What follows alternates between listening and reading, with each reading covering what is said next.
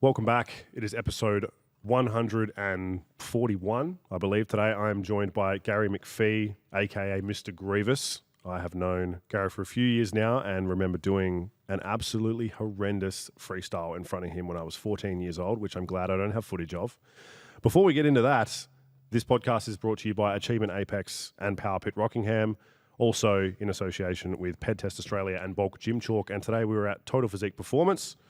Gary, thank you for being here, mate. Thank you very much for having me, Jacob. It is my pleasure. I am glad that this microphone is not here to rap into because I would sorely be beaten, I imagine.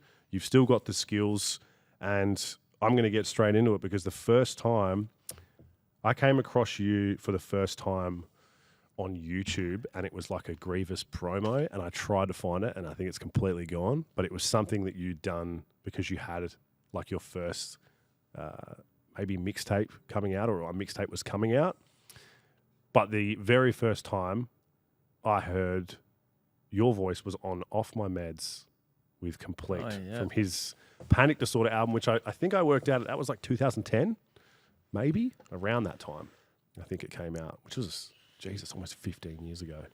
I'm not sure exactly when that one was out, but yeah, that was, I think, maybe the second song I'd ever recorded, actually, yeah. Must have been, yeah, because... No, I'd recorded a few other songs, but just hadn't put anything out yet. But yeah, I found him on MySpace. There was actually, it was Defect, Sever, and Complete. And I remember, shout outs to all of them, all dope. But I remember, I think I was actually speaking to Sever, and I remember going, "Oh, the guy that went second on this one, he's the good one," like that. And it was Complete, yeah. So then I got chatting to him separately, and he asked me to do a song, so I did a song with him. What was your experience like? Because I was kind of, at that time, I remember trying to work out what your association with everyone was, because it seemed like you knew a lot more people than it seemed. Like from my perspective, you only see what someone puts out, and then once you started putting stuff out, you were working with like bigger names, and obviously then you became a part of SBX and things like that. So we're going to get into that, but.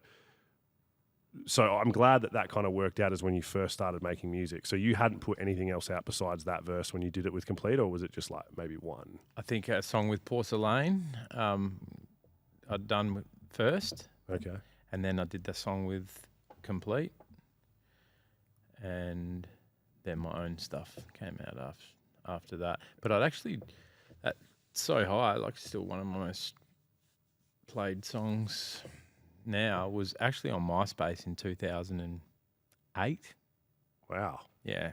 So that was put out unofficially 4 years before I'd actually put it out. So not many people knew that.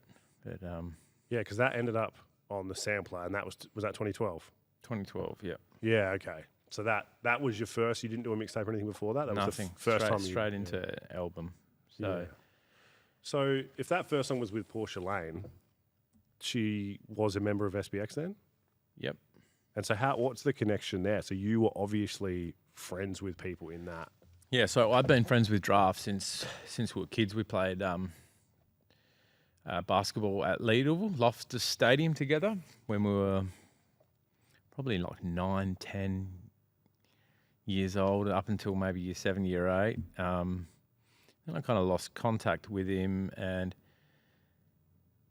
he's friends with my cousin, and then we'd see each other out on the piss when we were turned 18 and that, and always chat and hang out. And I was like, "You still balling?" So we started playing basketball again, and I think that was around the time that he dropped "Who Am I?" And yeah, I just used to get drunk and freestyle flat out when I was younger, and then everyone was like, "You should record." And then yeah, I can't remember how the Porcelain one first came about, but yeah, that was through Paul, really, is how I met everybody. And then even working with Daz he was trying to do this compilation album of like unsigned artists, and he uploaded a beat. I think this was even maybe just when Facebook was starting to take off, and he didn't end up, like I'd won the competition and won the beat, but he didn't end up completing that album. So that's a song called Ashes to Ashes off the sampler. So I got to keep that beat for free and use that. So then that started the relationship with Daz as well. And things went from there. Yeah. I've actually got a funny story around Monster 2. It's a bit of a scumbag story, but if you want to hear it, I'll tell you. I want to move into that, but Monster was a bit later, wasn't it? Because the sampler. First album, sampler still. Monster was on the sampler? Monster was on the sampler. Oh, actually, now that you say it, I can actually picture it in the writing because I'm spewing I didn't have it here. I only don't have it here because we got on the piss at my mates and I had the sampler there and we were looking at all my old CDs and you'd written Happy 18th, Jake, to me when I'd come to the gig. I can't remember it either. We were probably both fucked up and it was the sampler and I had that and My Escape as well, but the sampler one got fucking thrashed, bro. I'm pretty sure the discs didn't even end up working. You know when you thrash an album that hard, you like certain song skips and you're like, oh, it's always like your favourite one. Now that you say that, because I always wondered why you never did a music video for that one, the Monster one. I never did a music video for that. Someone's actually asked me that in the YouTube comments, I think, if you go back through them. But I never did a music video for that one because I was off my head when I wrote that song quite clearly. When I wrote it, I was on drugs, coming down, and I'd recently got out of prison, and I'd got my mates, who were my good friends, were like, oh, we're all going to go to bed now and that. But what it was my ex was at this party, and they all wanted to go to this party because there's a bunch of girls there and that. But I wasn't allowed to go because they were worried I'd pop off at the party or something. And that's when I wrote that song. So I went back home, noticed that they were there through someone's photo or something like that, and I was like, fuck these lying motherfuckers, man. So I didn't really care too much about it, but I was just like, well, I've just taken an enormous amount of drugs. Don't do drugs though, kids. I don't want to glorify that at all. But yeah, I had back then a much younger me and troubled times maybe, and I wrote that over. The first two verses just fell out of me, almost freestyled, and then I started coming down, and the whole last verse felt like it only took me an hour, but I was like, what the fuck? The sun's up. I was dripping with sweat, just like a dirty bender, and I'm not going to say the last words of the song, but if you listen to the last words of the song, you'll see when I'm like, please stay away from, something like that. And I just went and flopped in the bed, and I think I slept for it was one of those sleeps where you wake up and you're like, fuck, what day is it? It's dark. And you're like, is this early morning? Is this late at night? Which day are we talking? Should I be at work right now? That was that song. What about the beat? So the beat was Daz actually played me that. This is where the piece. So that's a part of the piece of shit about the song was me being on drugs. But then it gets worse. So Hunter actually wanted that beat. Rest in peace, Hunter. But so it was Daz, Layla, and Porsa all lived at this house in Mount Lawley, and it was a bit of a hangout because it's held close to the Rosie, so we go to gigs and party back there. But this was just a regular weeknight, and it was me and Daz, and he was going through beats with me, and he started playing that Monster beat, and it was like, dung, dung, dung, dung, and I just went, I'm a monster, straight away, and Daz was like, yeah, that's it. And you never get a reaction out of Daz. It's like, fuck, is it good or what? Do you like it? Do you not? And that was the one time he was like, yeah, that's the one, man. And I was like, sick. Bang, gave him the cash straight away. I was like, that's my beat. And we went over it a few times, and then Hunter pops his head in and was like, I'm just being honest, but yeah, he had cancer and everything at the time, so it wasn't pre-diagnosis, so knew about it, and he was like, oh, that's sick. I want this beat, man. And Daz is like, oh, Gaz has just paid for it, man. Like, yeah, you can't. And he's looked at me, he's like, come on, man, like that. And I was just like, nah, bro. And I just refused to give it up, but in hindsight, it was a smart move because a good chunk of my music revenue has come from that song. So sorry, Hunts, rest in peace. Love and respect him, but yeah, I wasn't giving up that beat. yeah, as soon as I heard it, I was like, that's a banger, man. So, but I didn't want to do a video for it because I was fucked up when I wrote it, but I couldn't think of a video that wouldn't look too try-hardy, you know? Even when Express magazine did a write-up on that song, he gave me mad props for the album. Then he was like, this song's monster, semi-horrorcore, completely out of place, like bashed it hard. He gave me 4 stars still, which I was happy with, but just like very negative about that song. So I felt like a video would have just been too try-hardy for it. Yeah. I feel like the same with, because me and Complete spoke about similar things with Bloodstained Nikes. Like it just would have looked mad try-hardy, you know what I mean? There's no way to do a video like that without looking like a bit of a goose. So I think I made the right choice though. Like, I don't know. Yeah, I know what you Maybe mean. an animated video or something like that could have worked. Animated would have worked, but that's sometimes depending on how you feel as a person. If that's a cop out for me, it is. Like, you know, I like them sometimes, but for the most part, like they're never my favorite videos. So like, I feel like the people that were asking wouldn't have, like, what they wanted wasn't animated anyway, but animated would have worked, especially if you had got like Paul Deege involved, because his artwork, I reckon, would have matched. He would have been able to do something crazy. But I know what you're saying, because when they did the Batter Up one, that they kind of managed that, because they actually kind of went, that was kind of cool the way they managed to do that. But I remember that just reminding me of like, oh, I wonder why they didn't do Bloodstained Nikes like this.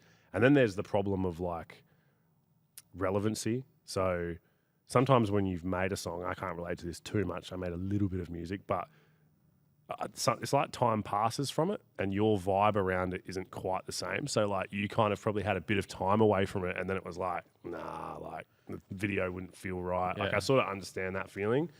So, yeah, that's an interesting one, like, because you did a few like that. This podcast is sponsored by Achievement Apex. Achievement Apex creates some of the best barbells in the world, and they supply some of these barbells to some of the strongest powerlifters and athletes in the world. If you want an Achievement Apex barbell, you can go to achievementapex.com and use the code PortaPotty for 10% off any order that you make.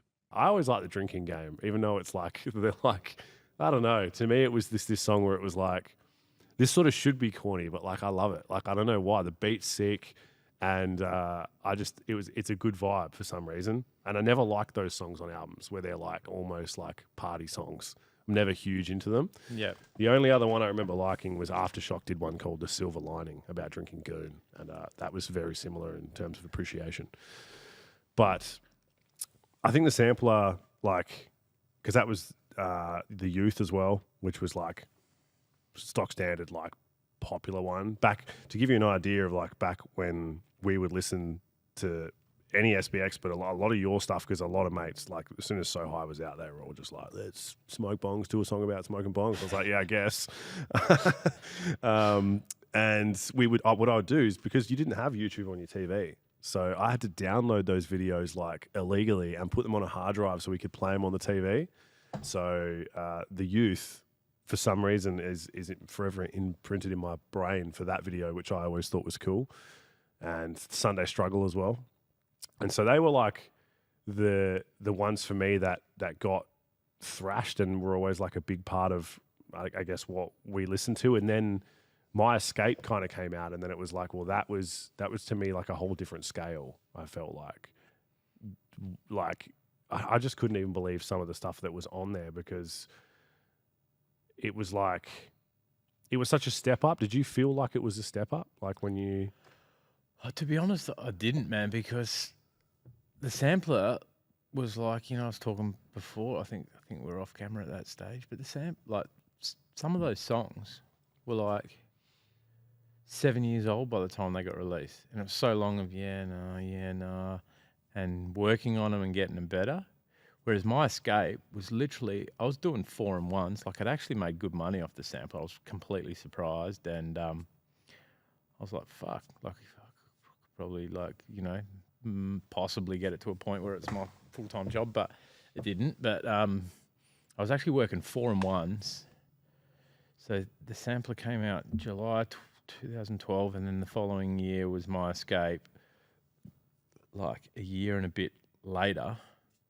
And there's so much months worth of bullshit which aren't just writing and recording music. Like there's getting your marketing campaigns together, all the legalities of it and shit. That's like 6 months of just bullshit. Like a big part of why can't be fucked doing music, you know, is all that stuff, all the not fun stuff. So technically I written, recorded that whole album while doing 12-hour days up north, doing a 4-in-1 roster and in 6 months. So, you know, even though it's a year apart. So dudes that bash them out, like Cursor, for example, man, far out, man. Like his amount of work that he done in such a short period, so much work, man. Like he did so well to get all that out in that time. But yeah, I felt like it was a step down because it was rushed. I didn't have time to tweak it. So Draft recorded a few of my first songs, whereas the second ones were all recorded with Shaker. And having Draft record, I got impatient because when it wasn't with Paul, because Paul's so tedious to go over and over and over and over again, but he gets the sound on point. And Shaker would also suggest going over and over again, but I'm like, I get 10 weeks home a year at that stage, doing 4 weeks away, 1 week home. I'm like, no, we're done today, man. That's the song. So I kind of rushed it in all aspects. I reckon my best album was the third one. I can't even remember what the fuck it's called. Game Over? Yeah, that one. Yeah. Yeah, well, I wanted to get into that because I'm trying to have it. I'd tried to have it in front of me, but you had Apathy on. Was that Game Over or was that? Yeah. No, that was my. I thought it was My Escape, and I was trying to remember. I'm just going to get up and look at it. But yeah, it was My Escape because I remember I was rained off up in Wheatstone in my donga, and Apathy was snowed in, fucking somewhere in America, and he put up a status and was like, "I'm snowed in America. Who wants features?" And I inboxed him and he was like, yeah, sent him the beat. He's fucking done in a day. I can't remember what I paid him. I think it was like $300 US or something like that. Because he was like, I'm doing them half price or whatever. And I was like, it wasn't bad verse either. So he must have just been locked in a studio just punching them out. But he's like, make sure you put it as a gift on PayPal. Like, so he wasn't taxed on it, obviously. Yeah. Yeah, so. Nice. Well, you've just outed him then. Yeah, well, I'm sure the IRS isn't going to fuck with him 11 years later. Here's the thing, right? If the IRS is fucking with this podcast, shout outs to you guys because that's another listener, and it's a whole different market. But the Apathy feature was mad. I remember looking at it and like a couple of times, like I was like, surely that's not. I don't know why I thought this. Surely that's not the same Apathy. Like I just remember being blown away by him as a feature, and that's a cool story behind it because I wondered. I'm like. At that level, it's just a chance thing of how it happens. That's like interesting to me because I think you've got Sester on here as well. Obviously, he's just from over east, but I always found it funny because you've got Sester, Hans, and Trials all on separate songs. Yeah, but then have you also got a song with Funkles? Or I think that's Draft. I don't think I do. I think you did one with all three of them. Yeah. No, I'm not on a Funkle song. Yeah, I wanted to get them all separate. I just thought, fuck it. No, that's sick. Then it's just spread it across more, and they're all mad songs as well. Sex with a Demon is hilarious to me. I just remember hearing that first time and being like, this song's wild. I wanted to ask that because to me, I was always like curious as to like, did you have an Australian feature like that someone that you like, you know, wanted to work with early on? You were like, I have to do a song with this person. Yeah, but I've never did. But he was like, fuck, well, why didn't you ask me? So Pressure from the Hilltop Hoods, shout out to Pressure. He's always been, so Draft as well, obviously, but I've done a bunch of songs with Draft, so they're probably a couple of my favourite MCs. Pressure's always just been such a G to me, man. Like, you think people with that much level of success would have a little bit of, you know, ego or whatever, but he's completely not like that. And whenever I played a show in Adelaide, sometimes all the hoods were there, all the oars were there, but yeah, Pressure was always there and always partying with me afterwards. And I think my favourite song is like from them is like Stopping All Stations. I just love how each verse just like to story tell like that and still stay lyrically dope is so hard, man. Like to stay on point with the context of the story. So I'm not sure if you remember the track, but I think it's like... Yeah, I love that song. It's like maybe a sex worker on the train and then an old war vet on the train and then a dude mugging one of them on the train. And it tells each of their stories from different perspectives and it just ties together so well. And I always said to him, man, that's such a good song. And then I was like, I always wish I had done a song with you. And he's like, dude, you never asked. 100% I would have done a song with you. And I was like, God damn it. So, You reckon it's still off the table now? uh, I don't even. Do they still make any I'm music? pretty I'm pretty outspoken on social media, so I think like their sort of political views to the public probably would differ to mine on some subjects a little bit. You know, I've always been pretty, and I don't consider myself left wing or right wing. You know, just whatever I think is right with the information that I've got on whatever situation. So I think maybe it'd probably be detrimental for their career to work with me. Not that they've got anything else to achieve. You know, they've basically been the pinnacle of Australian rap since 2005. Well, probably before that, but I mean, 2003. the Calling. I think the Calling was 05 or 03. I thought the Calling was 03, and then I think Hard Road was. Hard Road was. Have a look on. Yeah, I'm curious to know. We should know this. I'm like, fuck, we should know this. So we should definitely know this. I had a feeling like the Calling was 2005 because then there was Left Foot, Right Foot was before that. I don't know why I can't think, because I used to fuck with The Sentinel. Yeah. I used to love that song as well. Yeah. So 2003 was the Calling, and Okay. Hard Road was 2006. Yeah. They did a restrung of that as well, I think. Yeah, they restrung the fuck out of a few, didn't they? Yeah, and then that Stopping All Stations, Suffer ended up doing a verse as well. Yeah, okay. So did you, like, what was the I guess, environment like behind that sort of stuff? Like, were you always hanging out with these sort of people just by, like, doing, like, gigs together? Or was there just, like, because of Draft, did you just, like... Oh, just because of Paulie, man. I credit a lot of my success to him, and he's like, you know, you did it yourself, you know. He's very humble like that. Like, but so Paul was always taking me backstage to his show, give me a AAA pass or whatever, and me and the Oars got along really well and just partied a lot, you know. They loved their cannabis, and so did I. So yeah, mutual love for a few things like that, and even just like, so the friendship with them was obviously because of Paul as well, but like with them guys when So High first dropped, with them guys sharing it, Paul sharing it, it just instantly gained. I was very lucky in that sense, you know. I never considered myself better than the majority of the rappers out there at that time. Felt like a lot of that work, if I'd have released it when I had it in like 07 or 06, even some of them, I might have done a lot better. Holding on to it for too long was probably detrimental to me a little bit as well. Yeah, it'd be an interesting one when it comes to Play It. Like, because I always found that to be a hard one. And you obviously used to, like you said, you know, indulge in some cannabis usage. Did you find that sometimes doing live shows and stuff, like, was it not hard to remember shit that you'd written like 6 years ago? Like, I suppose you practice, but did you ever struggle with that sort of stuff?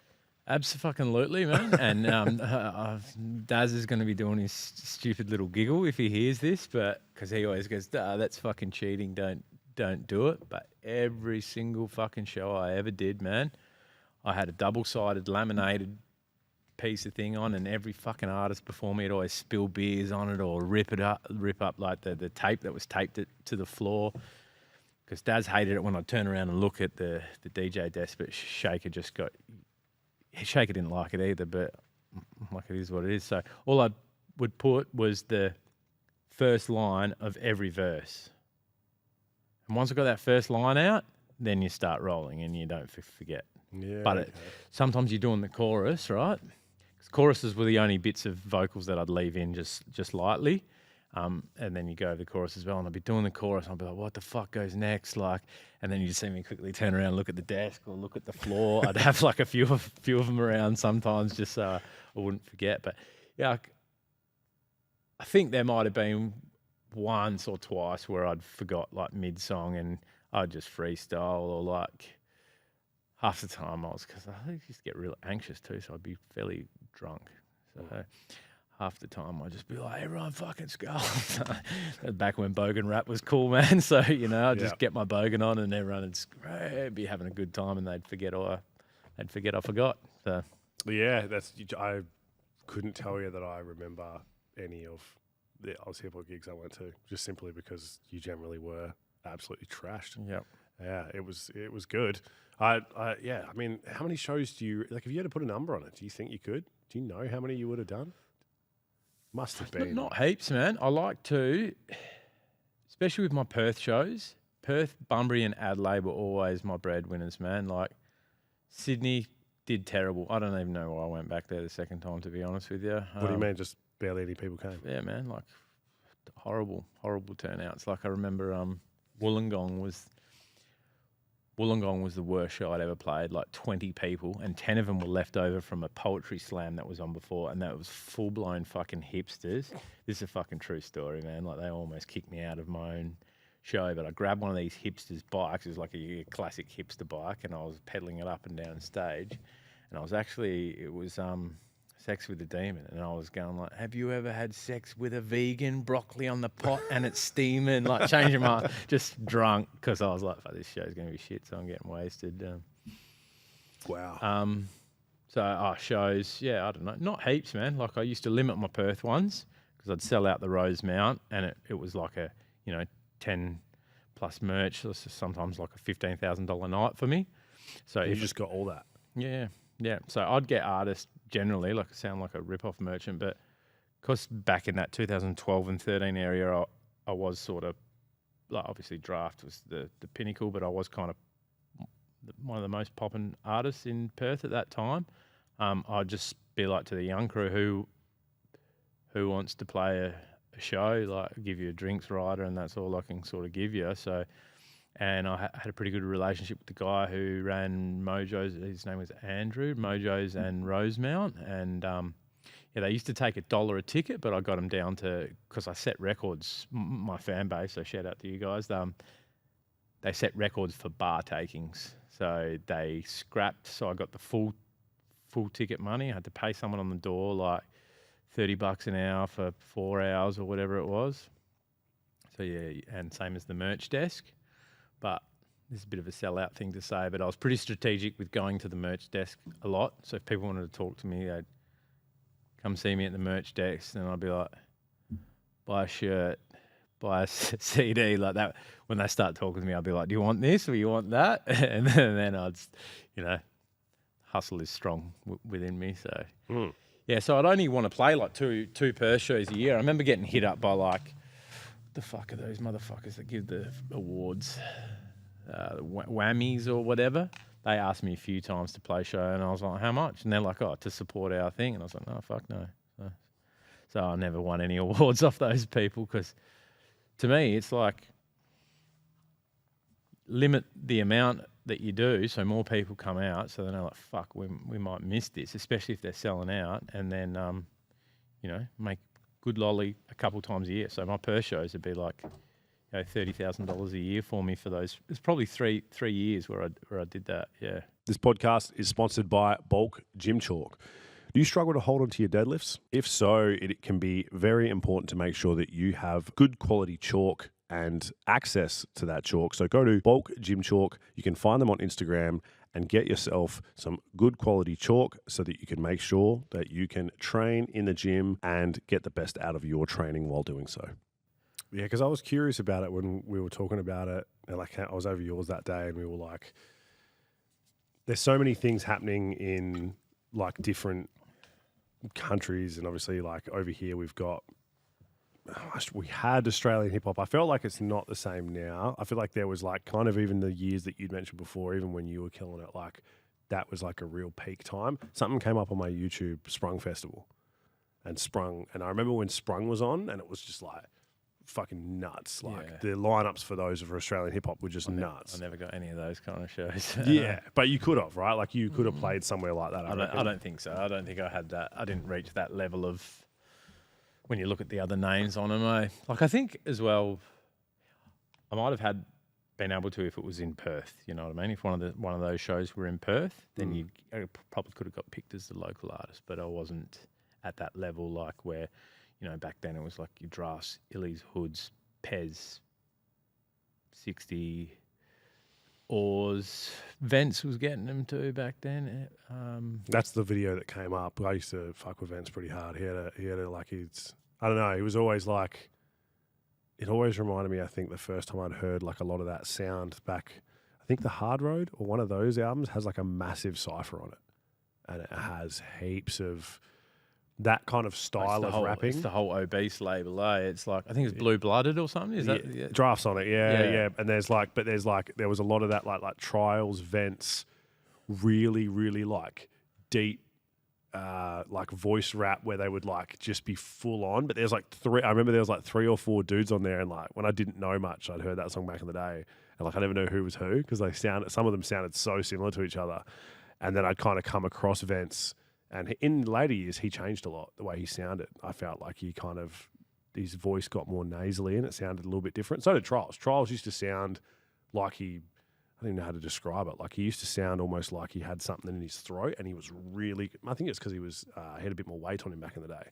And then as he kind of progressed and he started doing stuff with Briggs or whatever, it was a little bit different. And so like I'd say that whereas someone like yourself, like it's been more consistent. Like I would say that like the sampler to me doesn't sound massively different to Game Over, even though there's, I don't know what, 6 years between them. Yeah. So like, I noticed the difference, man. I think it's You just reckon? I reckon it's just the quality of recording equipment as the years go by. yeah, Potentially the quality of engineering and that as well, sound engineering.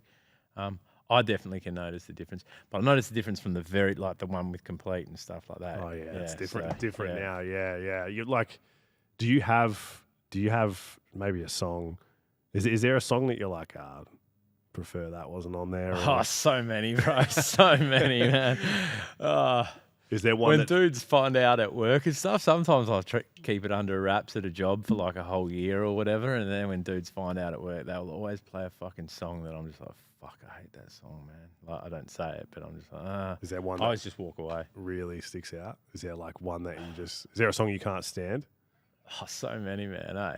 I could have done such a better song with Complete as well. Like, cause, I consider Complete probably one of the best lyricists in Australia.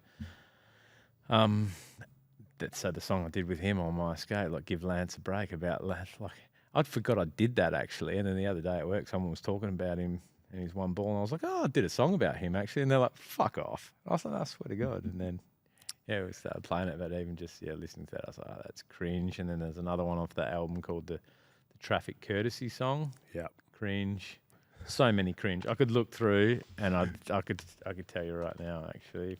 While Gary's looking at this, if you haven't, the lyrics for Give Lance a Break is Give Lance a Break.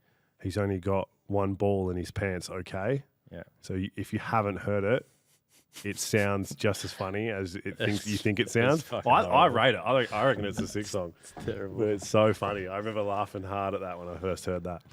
But it's fun. It's curious. Like I was curious as to like whether you had like that or like if there was a line, because like you've got some funny lyrics, man. And I was like trying to pinpoint one, but there's actually some really good ones. But like, is there a line that you remember putting in a song that was like either like super offensive or like kind of hilarious? Like, because bars are funny, man. Some people say bars, especially when it's been 10 years and you listen to something old, you say something and you're like, some people like say a punchline and you're just like, oh my God, I can't believe. Yeah, there's one that goes, what did I say? Everybody calls me menopause because I killed the flow. To me, it's still a fucking genius line though. Like, not genius, but it's quite a smart There's something line, to it for but, sure. You're just imagining. I reckon you got away with it though. I reckon it's your style. I reckon if you commit to the style, you can get away with so much more. I reckon some people put themselves in like if you take yourself too seriously, it's so much easier to cringe at things. Yeah. Where you've never taken yourself too seriously. I mean, I've heard Complete say some hilarious things. Draft has hilarious lines as well. He's the king of punchlines, man. So much of his shit goes over everybody's head. Like he literally says a line that I can't remember what the setup for it is, but he says like something smoother than Peter Garrett's head.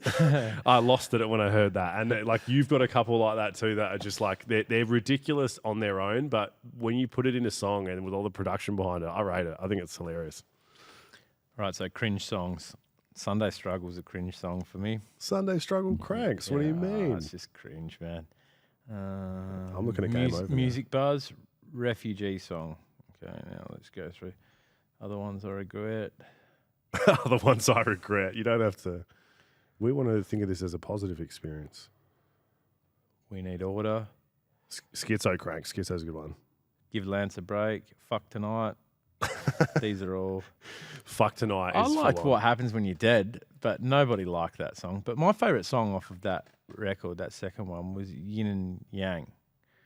Because everyone's got a bit of good and bad in them, and that's what that whole thing was about. And I really like that song.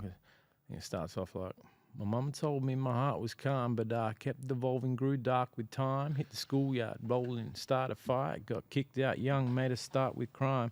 Yeah, I like that song. I can't believe you can even remember that. I writ that on Daz's porch because he was late. One of the many stiffer times. Daz is nicknamed Stiffzilla, if you didn't know. Yeah, because he's stiffer. This one time he left the fucking MPC that we needed for the live shows. We're staying at this place called the Hobart Hotel in, the Brisbane Hotel in Hobart. Sorry, it's called the Brisbane Hotel. And we stayed upstairs, and he goes, "No, the sound man told me I could leave my gear down there." And I was like, "Of course it's going to be fucking locked. It's a pub, and it's the morning, and we got to get on a flight." Like, and he just refused to take responsibility. Still to this fucking day, Daz. But I was like, "That's your fault, man. Like, you should have packed up your shit and taken it upstairs with us."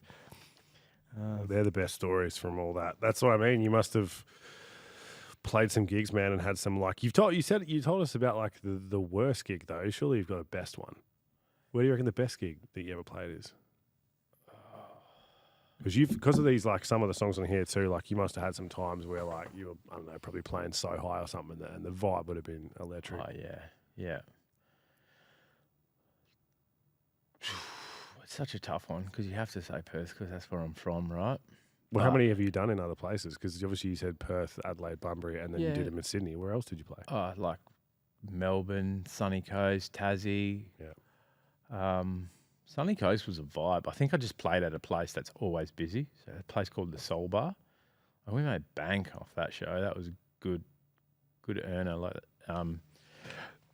but favourite shows. Oh, I can think of one actually. It's fucking Adelaide, man. And I only played a small venue because I was like just putting the feelers out there. I didn't know what I was going to do. So it was only like, it was like maybe 200 cap max. And then, yeah, I was like, because Pressure was like, hit me up, put me on the door. And I was like, yeah, no dramas, right? And so we'd sold out prior to doors even opening. And Pressure rolls in with like 20 people. And the dude in the door was like, fuck, stressing out. And he let them all in. I was like, sorry, man. And he goes, man, it's Pressure. I can't say no to him. So he had his brother and a bunch of crew. And it was at this place called the Rhino Room. I don't think it's there anymore, but it's like I love perfectly square venues or rectangular venues. Like they're just the best places to show it. And even though it was only 200 cap, the vibe was just fucking electric, man. The whole thing was jumping and it was actually me.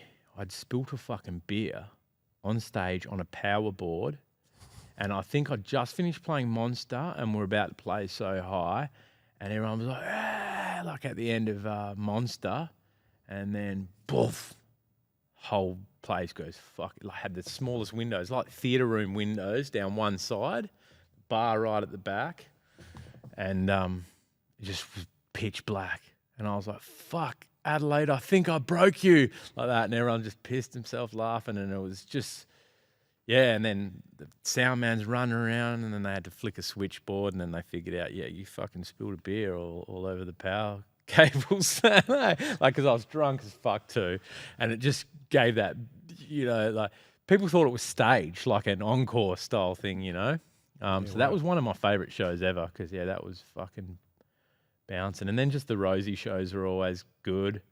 Adelaide shows are always killer. And Bunbury is savage. Loved playing in Bunbury. And they changed the layout. Yeah, the Prince of Wales, man. So they changed the layout, so you've actually got somewhere where you can chill out behind the stage, because their green room is actually upstairs in the accommodation. There's a good thing about playing down the Prince as well. Shout outs to Mitch, the bloody bloke who owns that joint. You get free rooms. He'd put on pizzas, and you'd have like free reign in the bar, especially if it was a big money night for him. At the end of like doors would close, he'd buy all these killer pizzas, and you just smash more piss at the. But yeah, just the people in Bunbury are just like feral as, and I love it. Yeah, like they just go mental. So Yeah, lived there for 5 years, and did you really? I can definitely confirm that. Yeah. Yeah. Oh, They just appreciate the live music, but I think as well, because a lot of bands, a lot of those people would have to mission up to Perth to play a show. yeah, well, they got fuck all else going on really as well. So that's a part of it. I remember that as well. We had fuck, what they do? What's that thing they used to have down there? Groove in the Moo. Oh yeah, And that's where I saw like Pez and 60. I remember Draft did it, and then Bliss and Esso came out and did us I think that he did We Own the Night, and obviously Mantra and Earthboy went there, and Bliss and Esso did it. And I never thought I'd see them three on stage, and that was like peak of hip hop. I was like, fuck yeah. And then I don't know what year that was or whatever. And then I think I remember that because I'd seen you at the Prince of Wales as well. I think Draft used to go there quite a bit. Hunter did a gig there not long before he passed away, actually. I think it was like maybe the second last gig or something, maybe even the last one. Yeah, right. And I couldn't go because I'd snuck into your one and they didn't ask me. And then I couldn't go to Hunter's one because I couldn't get it. I was like 17 and I was devastated. I was like, fuck. But yeah, Bunbury's wild, man. I'm not surprised that you enjoyed the gigs there. I've got sorry to cut you off, but while I remember my head, so on Draft's album in 2011, the one after The Life of Riley, there's a song on it called Take the Party With Us. Yeah, right? with phone calls. Yeah, so there's an audio recording, and that was that one, like the night you're speaking of. 60 was there. I remember them playing, and we left in the tour, the like Tarago or whatever the fuck it was. It was all the Funkors, me, Draft, and I can't remember who else, but I was actually on parole at the time, and we were dutching the fuck out of this van as we're pulling out, and we turned around, bang, straight to a fucking booze bus. Listen to it when we get off after, and you can hear like I can smell marijuana. Like the cop just poked his head in the car, and Dad said we'd ditched like J's out the side that the booze bus wasn't on, quickly flicked them out, and he's wound the windows down. And literally, it was like a scene out of Cheech and Chong. Like weed smoke was just fucking bellowing out of the van. But it's luckily all the weed and that was back at the hotel, and they went through the bags, the works, and I was on parole, and the cop did the old, pulled me aside and goes, if you don't, and I was like, fuck off, dude.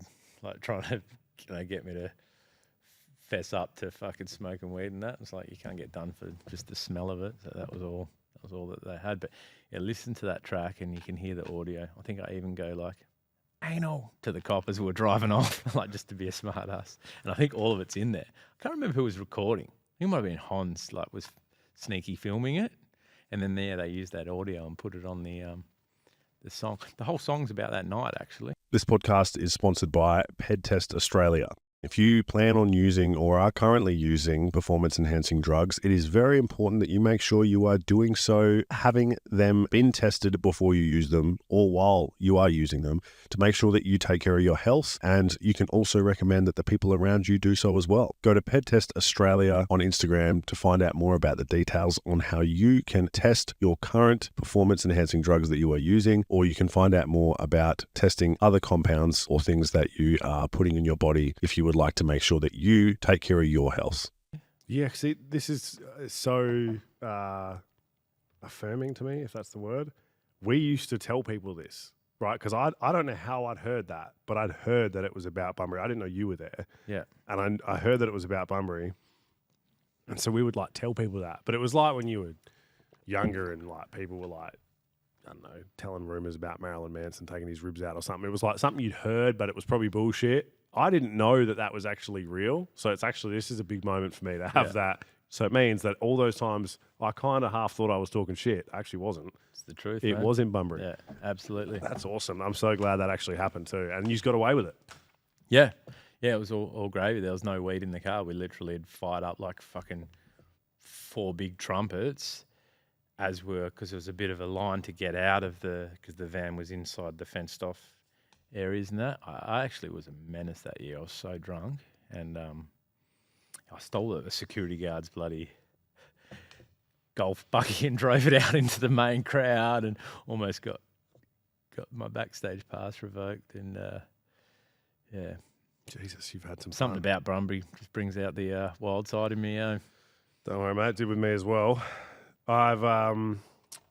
I was just about to ask you what you reckon your favourite feature is, and I'm going to ask you that. But my favourite thing is that on here, I don't know if you used Anchor or SoundCloud or something to put everything on Spotify, but the apology song on here, song's spelt wrong. It's got an F instead. I know. I've noticed it for years, and just I love it. It's I wicked. could probably change it actually. No, leave it. I Leave like it? it. Yeah, Yeah. I reckon leave it. It's cool because it's the apology song. So if it's wrong, it's like, it's my apologies. Yeah. You know what I mean? Yeah. What's your favourite feature? In terms of maybe not like the quality of the song, but like obviously Favourite feature. you made songs for people. So like, what was your favourite to make? I got one because I was thinking in my head like, none of my like feature ones really like got like I didn't get them as good as what I wanted to. You know, like I feel like me and Complete could make a way better song. I feel like Bitter and I could make a way better song, and Draft and Cogsy too. Shout out to Cogsy. But my favourite one, I'd have to say, would be that one that I did for Paul's last record, that big posse track on that rooftop. Buddy. I'm like, yeah, buddy. Mm. That one, I love that track, man. Yeah, your verse in that was killer. I remember it being weird too because I hadn't seen you in a while. Like you hadn't made anything, Yeah, and I was kind of just like, oh wow, like brother was stacking some weight then too, man. you were XL in it. You were as XL living. Well, but that's how I remembered you because you were always big back then. Yeah. Anyway, from my memory. But that to me, I'm like, I don't know. When you haven't heard someone in a bit, you always wonder like are they still gonna be able to bring it, right? Like everyone can still rap usually, but like, can they still drop a verse where it's like, yeah, that was sick. And so to me, knowing that was not that long ago, and then obviously we talked recently, and you kind of have some stuff that you've been working on. Like I'm sort of like, it's a hard one, right? Because I understand where you're at in life. We've been working together, but I'm also like, I feel like you've got a fair bit more in you, but I feel like I'm not sure if we're going to see it. Do you think we're going to see it, or do you reckon you're in your Logan, like Wolverine era where like I don't know, man. Like, yeah, it's a tough one because like my priorities, my family, man. Like I love spending time with my son so much, and it's all I want to do, you know. But like, if I'm in a situation where I have to work away again and I can get dialed in my room by myself with no outside noise, then yeah, like if I'm like, I really like that verse that I did off. I seem to always do gangster shit on other people's, maybe just in case certain people are listening still, you know, put it on someone else's album, not my record. And then your stuff is all about like people with one ball and like, when it's on your album.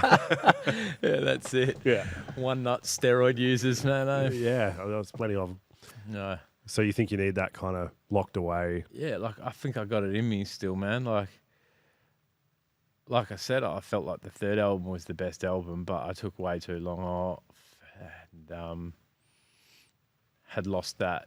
That's the thing with this generation as well, man. Like you got to stay popping and keep on going and going. People want to know the ins and outs of your life. It's part of the reason why I quit music was just the social media aspect of it. It's fucked, man. Like, yeah, like people just like not leaving you alone, messaging you heaps. Yeah, so all sorts of stuff like that, right?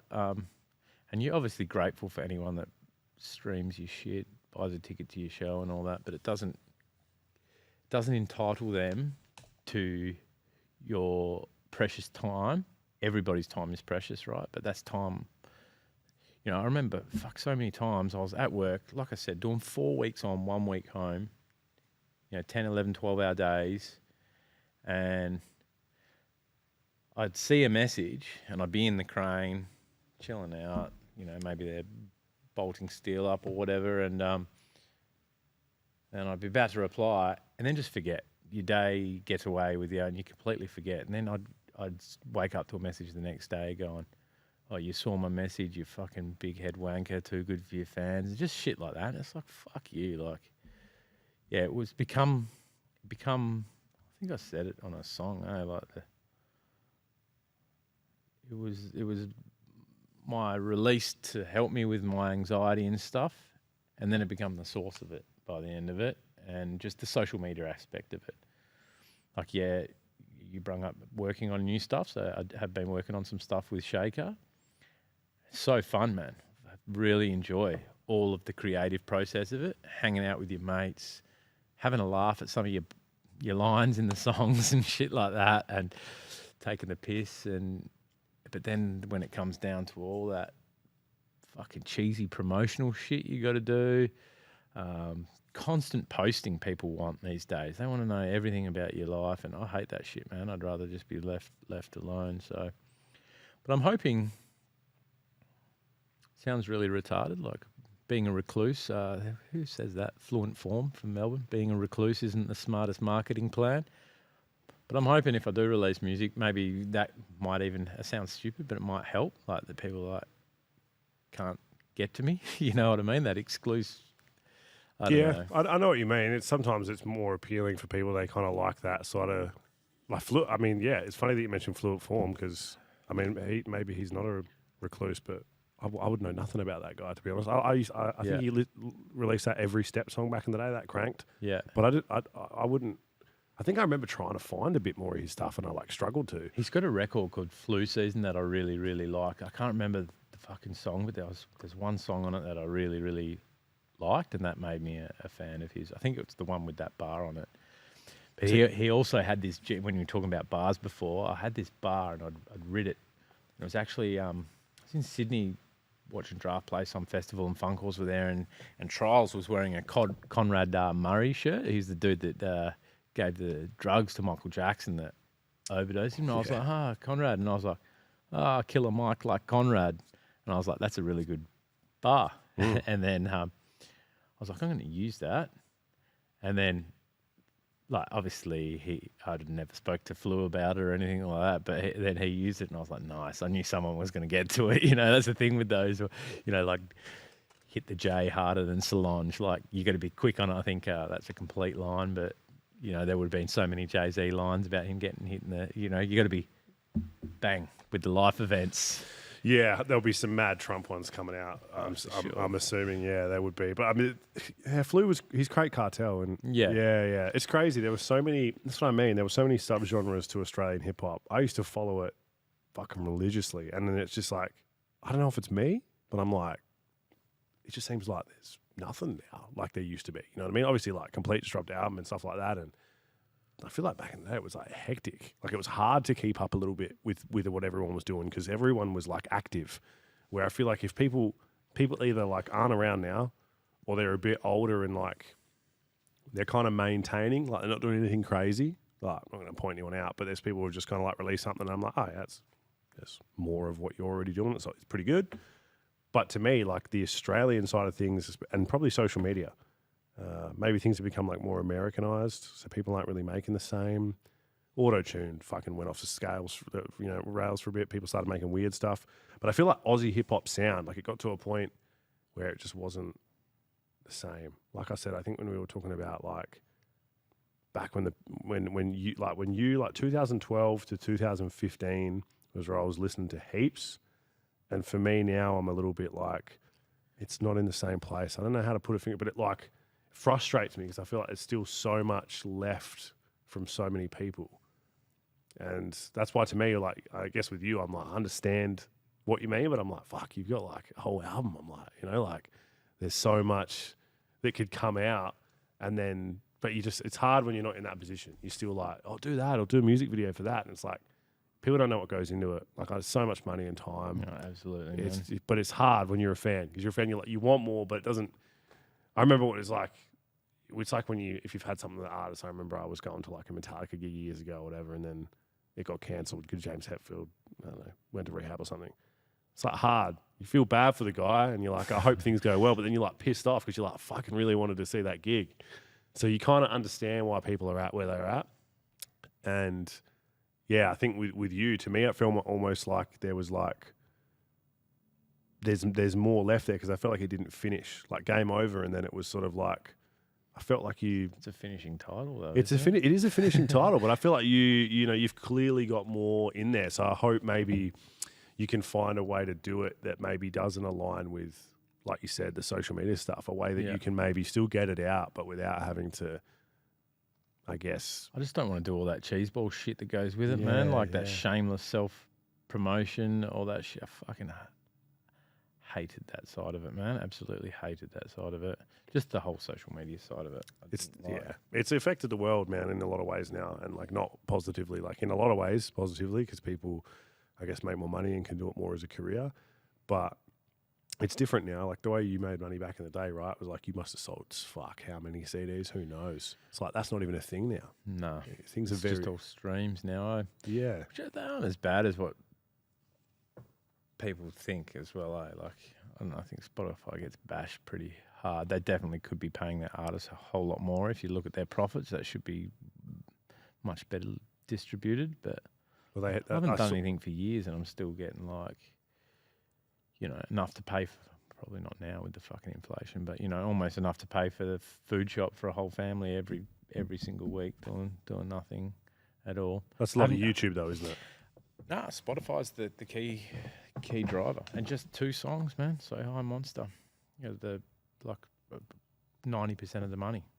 Wow. Because I did see there was like a thing that the Spotify dude, CEO or whatever, was in like a court thing a little while ago. And I saw that video just 2 days ago or something like that. Yeah, me too. They were like calling him out about it or something. Yeah. I found that interesting. Yeah. But man, I feel like, I don't know, for me it's always surreal in these times because I was a different person back then too. And so I really maybe would be harder for someone else to understand. But because you've taken such a different approach to life now, it's very family orientated, you've prioritized your health, it's really hard. Because I think that's for me why I stepped away from it, because it was like I just got sober and just started doing stuff, and then it was like I don't want to go to an Aussie hip hop gig and like be fucked up at 2 a.m. like freestyling at someone's house around a glass table. Like I don't want to do that now, because I just want to like feel all right in the morning, and I just want to go and train. And like it sucks because there's that party that still loves it, and then there's that party that's like somewhat has to let go and be like, I've got to appreciate it in a different way now. And I think that's maybe where like that more wholesome stuff will probably be more. I feel like we'll see more and more of that. Like, feelings gone. I know you didn't like ashes to ashes, but that sort of thing. Yeah. And then, I don't know, there was a lot.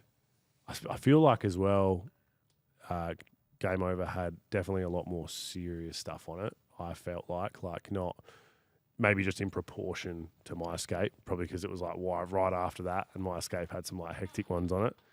But in terms of like serious songs, like I don't know, Feelings Gone was one I really liked, or just like it was more emotional. Is there like one, I guess, for you like you liked the best in terms of like emotion? Hero, I think. Hero with that Talia Hart. She's got an amazing voice. Shout outs to her.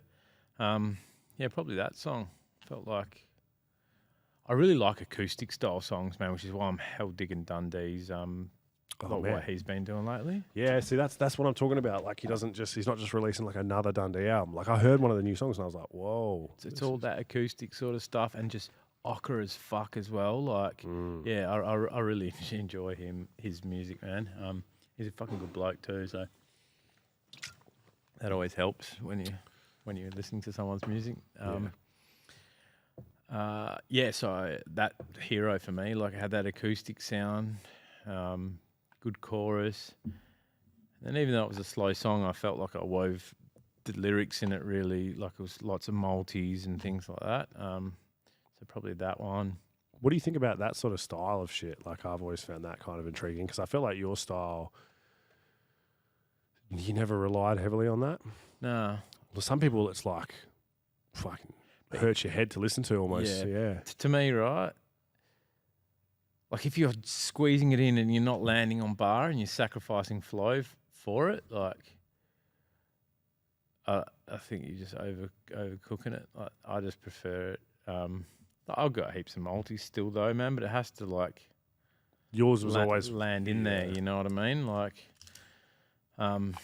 yours was more free flowing. I always found, and you can absolutely tell just because I was big on that. I could always tell when you had chosen to not use a multi to land on beat and continue a flow. I can like hear it when someone does it because sometimes it's almost like you can hear it in someone, and then sometimes I'll just naturally think of a multi, and I'll be like, oh, they could have said it this way, and then you like think of that, and you're like, oh, nah, because if they did, then it would have sounded different. Would have gone over the bar and then thrown the next bar out. Yeah. Sonically, it's got to sound like it's meant to be there for me. Like, it's why I think Eminem stuff's so jarring these days. Even though it's still good, some of it, and I always think the dude's the king, but like some stuff I like personally cannot listen to because I just genuinely don't enjoy the sound of it because it's very like puzzle piecey. So I get a little bit like that as well, right? But when I listen to his new record, first day or two it didn't have the lyrics, and now it's got the lyrics, and I'm just like, holy fuck, as I'm listening to it.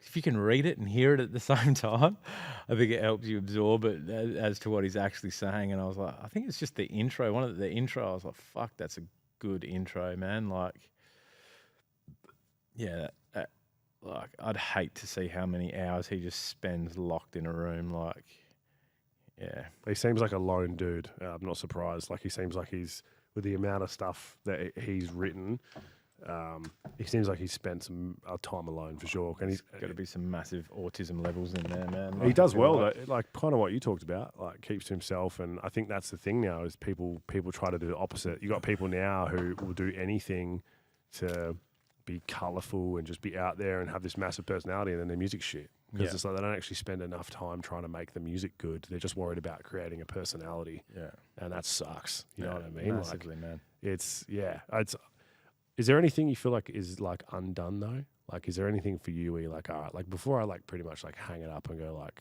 I'm cool sort of not making music. Is there anything you're like, you'd love to do?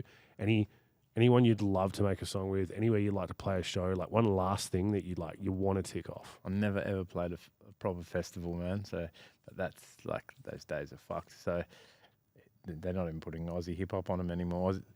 Like there was a while where it was just the most popular genre in Australia. But so no, but I'm happy to just like pop something out now and then and do features and things like that where time permits. Honestly, this sounds very rude and ungrateful of me, but I never gave a fuck about it, man. It was just something. I think that's why I had success. I didn't really care what happened.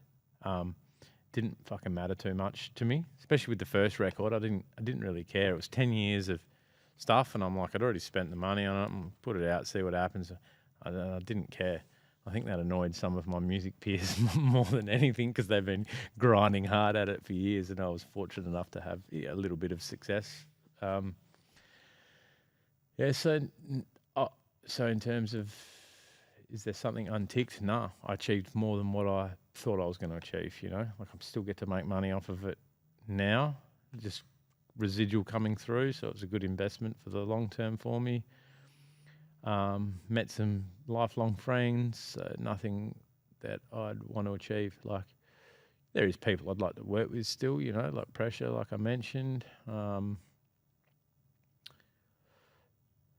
That's all I could think of, really. Lots of dudes I still fuck with from, like, you know, if I was to do a collab, like there's dudes all over Australia that I always have your favourite people in each state. Yeah, I've always been like that, yeah. Is there like someone that you think that is doing it now? Like, is there someone that you think's like still going hard, sort of thing, like, and doing like Australian hip hop well still, and like is doing good at the moment? We'd obviously sort of chatted about completely the other day. So like in terms of popularity, or like just like you fuck with what they're doing, like in terms of you think it's good. So okay, we'll start with WA. So yeah, Complete and Cogs. I still listen to both of their music, and I really like Shadow's shit as well, man. Like Mum's Corolla pops up on my gym playlist every now and then. And my dad used to have a Corolla that I used to steal when he was sleeping at night, and yeah, get up to no good in it. So it just gives me those nostalgia vibes. But I think he was just doing his own shit, which is what I like the most. So his own sound and that, before other people got on that grime sort of stuff in Australia. Well, I shouldn't say before other people, because there was dudes doing it way back in the day. I can't remember. No, but I know what you mean. Shadow's good, man. He's got the voice for it too. Yeah, he's got a good voice. Just his own sort of sound, and he never like At first, I'll be honest, when he was younger, he like bailed on a few appointments with some of the SPX guys, recordio times, and like just no comms. And I was like, fuck, man, he's a little bit disrespectful. And at first, I was like, but I'd known him since he was like 15, so I still liked him. But I was like, oh man, you got to. But then as he got older, I kind of liked that he didn't, like it seemed like he didn't need any, I don't know if validation's the right word, or he just didn't need a cosign from any of us, from any SBX guys. He was just like, no, fuck it, whatever, I'll do my own thing. And the older I get, the more I appreciate that, you know what I mean? Like, and I kind of like it that he was just like, whatever, do my own thing. So him, I enjoy his music. All the SBX guys still, and you see like Fluent and his son Inkaby doing that crazy stuff on American Idol and all that jazz. I haven't seen that. SBX guys. So it's my friend and his son. Yeah, have a look. Fluent and Inkaby on American Idol. I saw they did some on Triple J. I think that's what. Yeah. Yeah.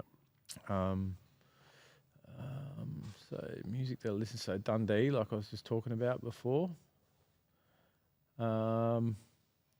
This podcast is sponsored by Power Pit Rockingham, and Power Pit Rockingham is probably the best gym for you to train in if you are in Rockingham and want access to quality powerlifting equipment and a good environment to train in when it comes to powerlifting training or bodybuilding training. If you are in the area and want to do so, pop on down to Power Pit Rockingham, jump in for a casual session and tell them that the Porta Potty sent you.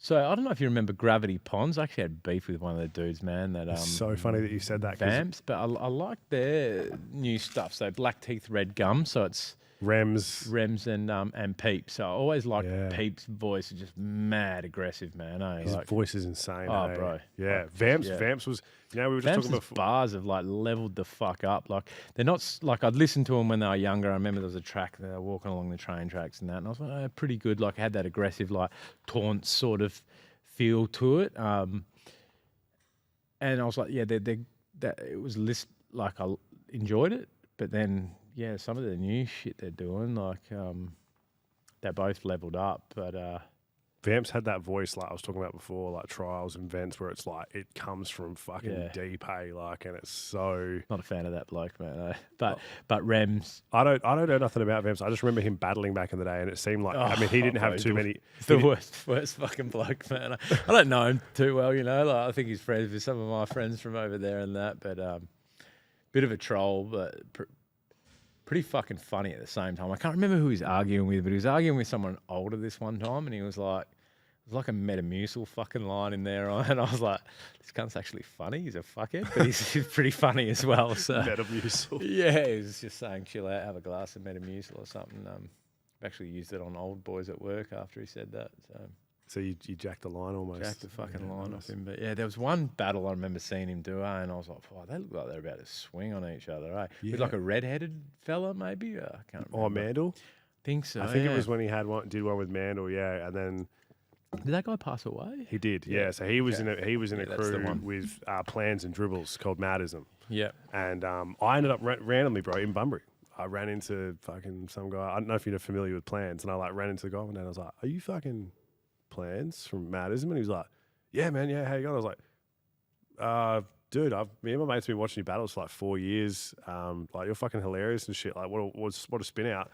And I met him through a mum. My mum like knew his missus. And I was like, it's to me, like, someone's a battle rapper in Melbourne. You don't think you're going to run into him in like a small country town. From Adelaide or? I think they're from Adelaide, but the battles, the Got Beef battles were in Sydney, I think, at the time. So like back then, I don't even know where he was from, But it's a spin out, man. Like, that's what I mean. Aussie hip hop felt like it used to be really, really like there was so many guys like that who were making like hectic music, and then you had people who was like more festival songy, and it felt like there was all the like I noticed before. Obviously, I've heard the song you did with Rajonkas, and like even he had his own kind of style. I felt like there was so many subcategories now, where like to me, it seems like it's like kind of flattened out a little bit, and there's not too many people doing their own thing like they used to. I don't know. It's kind of a hard because even like SBX, like a lot of the guys are older. Like I'm assuming like Layla doesn't make music anymore. I haven't heard anything in a long time and stuff like that. And so for me, it was like, I guess it's all I lived on growing up. So to me, I'm still listening to albums from 2005 because I'm like, this is the shit, you know what I mean? But I'm excited that you're still going to release something, and I'm lucky that I know you, that I can hear it, and you know what I mean? And like, I don't know if you want to, do you mind talking to anything about that before we go, like about who's on it or anything, or do you want to keep that? I don't even know if I've. Oh yeah, I do have features. Hey, what do I talk about? Yeah, because I'm gonna mention tonight's on it. Tonight, Benny Bajar. He's good.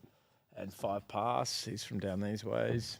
I used to work with one of his friends, Kieran. and yeah, apparently he's quite good as well. I've heard some of his really stuff. Good. Yeah, his sound reminds me of like Who Am I draft days kind of thing. Like he's got that quite high pitched voice and really nice melodies and shit as well, and still a really good rapper at the same time as well. He's very enjoyable music, man. Digestible music for sure. Yeah, okay. Yeah, so do you have a concept for this one?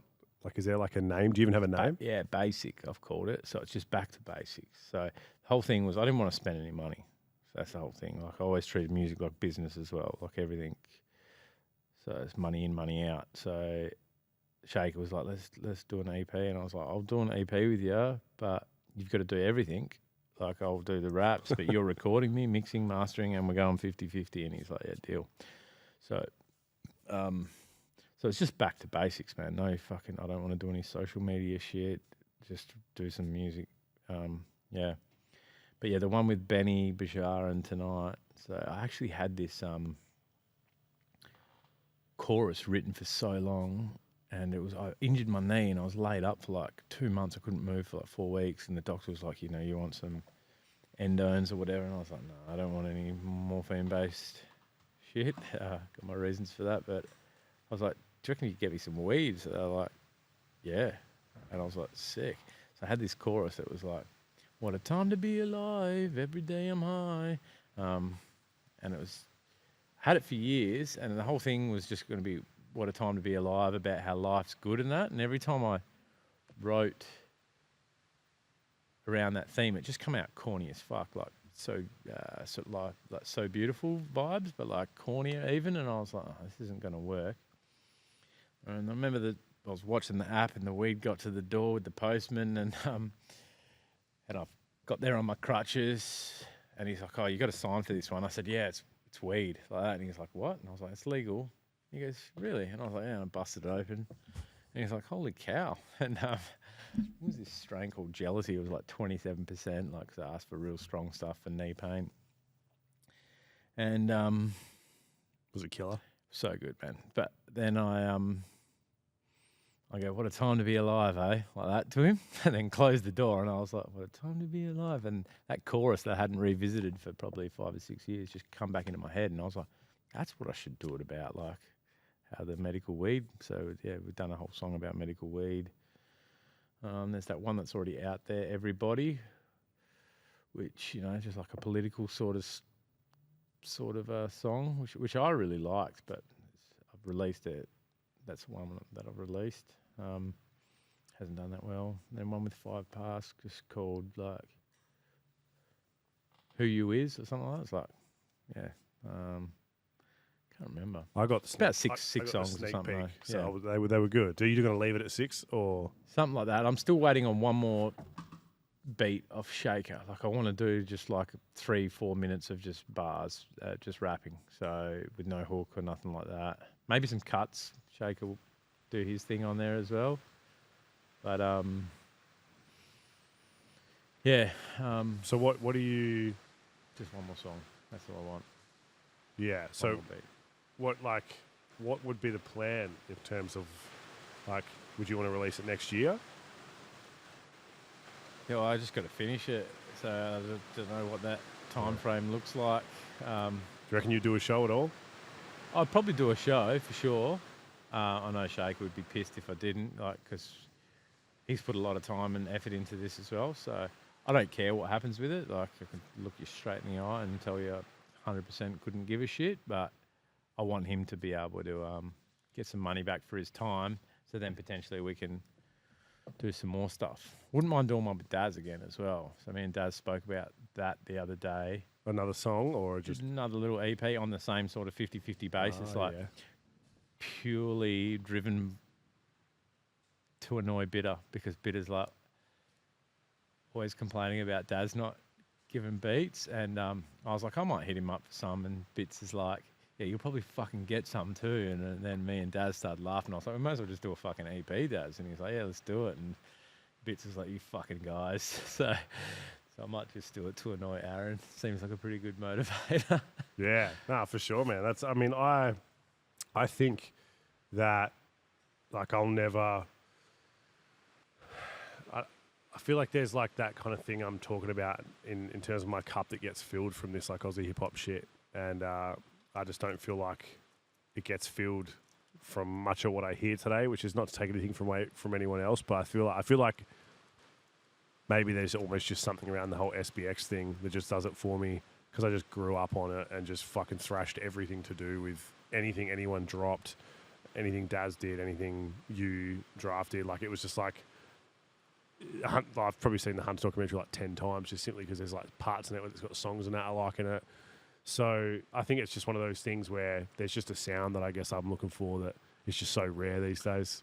A lot of that would be nostalgia driven as well. Like, fuck yeah. How many fucking 40-plus-year-old people like myself, when Eminem's Houdini come out, just started dancing around thinking we were fucking 17 again with, can't even remember the fucking song off the Marshall Mathers LP, but that lead single off that, what was it? Guess who's back? Guess who's back? You know, yeah, I can't remember. Just gave massive nostalgia vibes, and I think that's what a lot of his fans were waiting on hearing.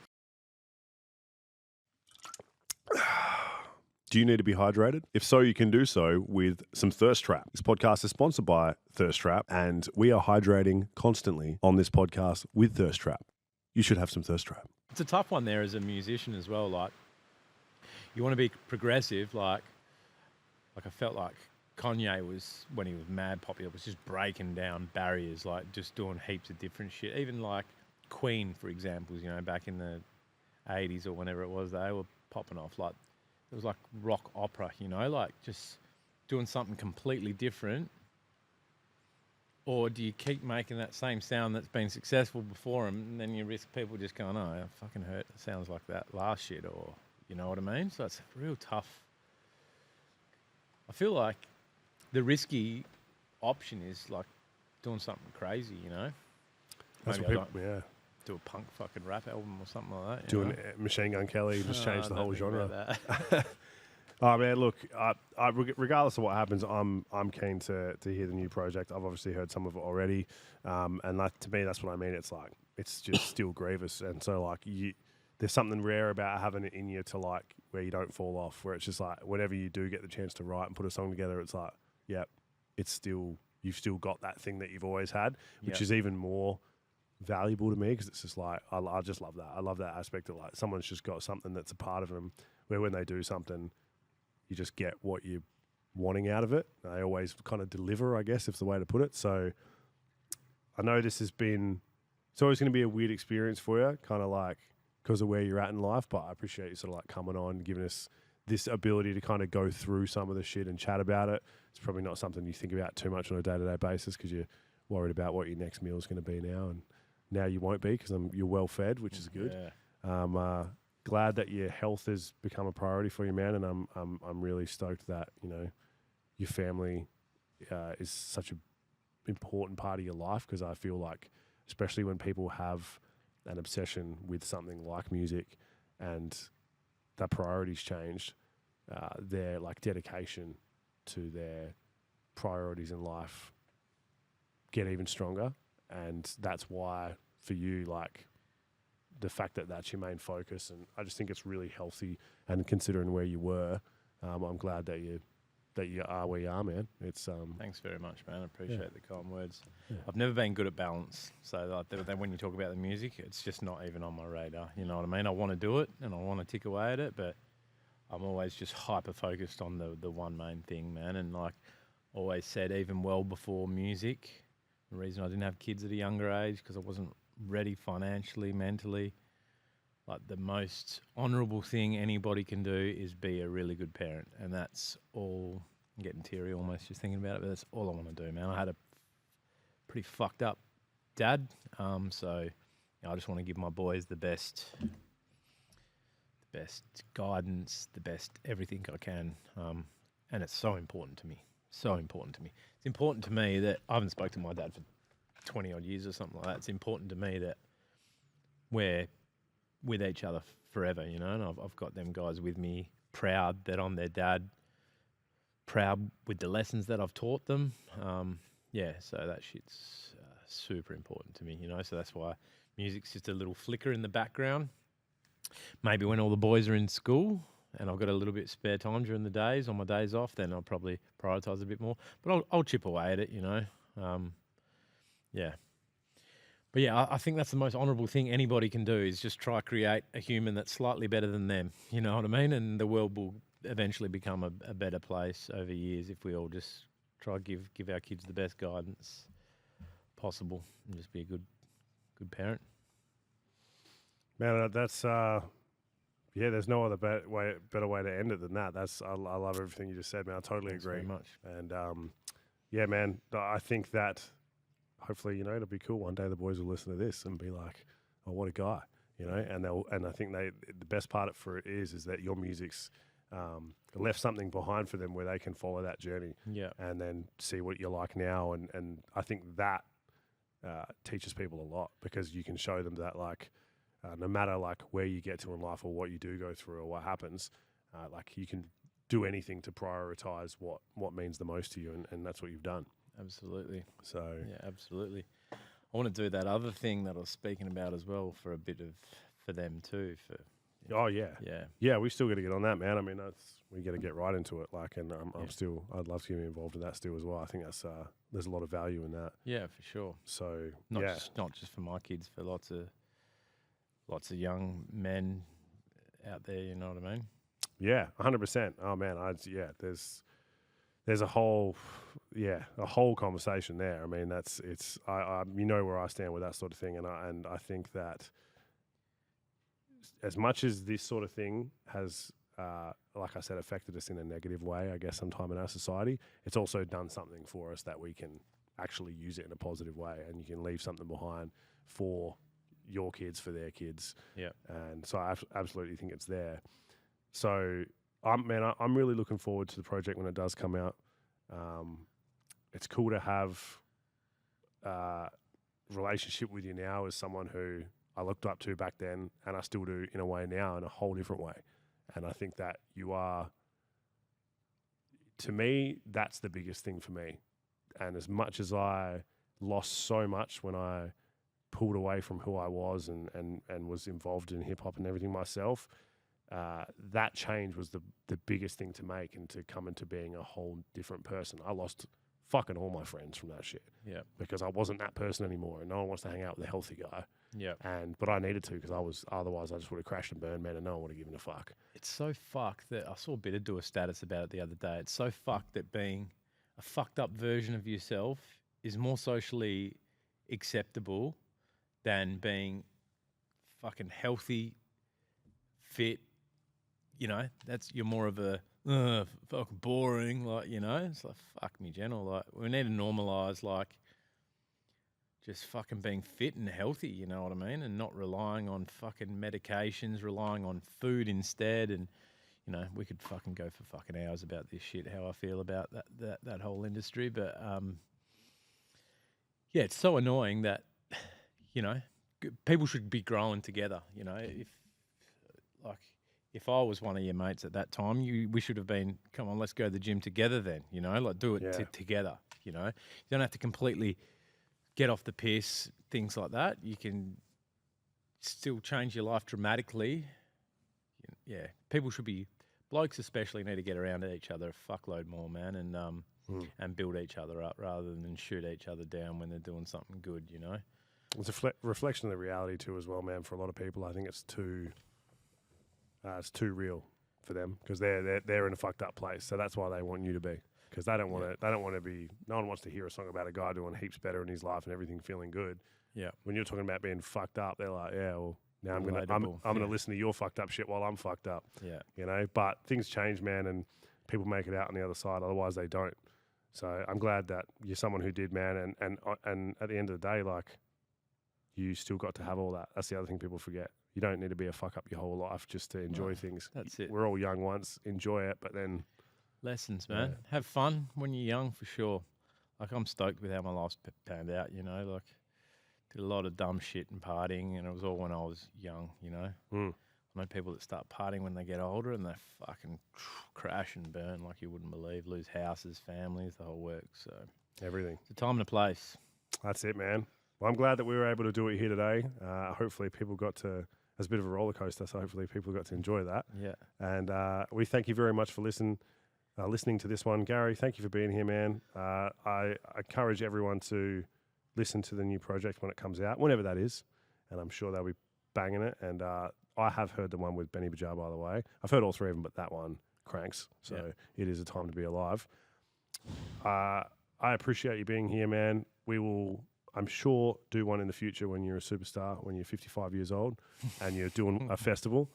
And man, thank you for your time today. Thanks very much for having me, and thank you for all your coaching as well, man. I've learnt so much with you with the nutrition shit, man, and I'm not sure if you've noticed, everyone playing along at home, but I'm in the best shape of my life, and it's all thanks to you, man. Obviously thanks to me as well doing the work, but the guidance has been on point, so thank you very much for everything. Really appreciate our friendship and working friendship as well, so thank you very much, mate. Kind words. I would cry if I wasn't so dehydrated. Thanks, man.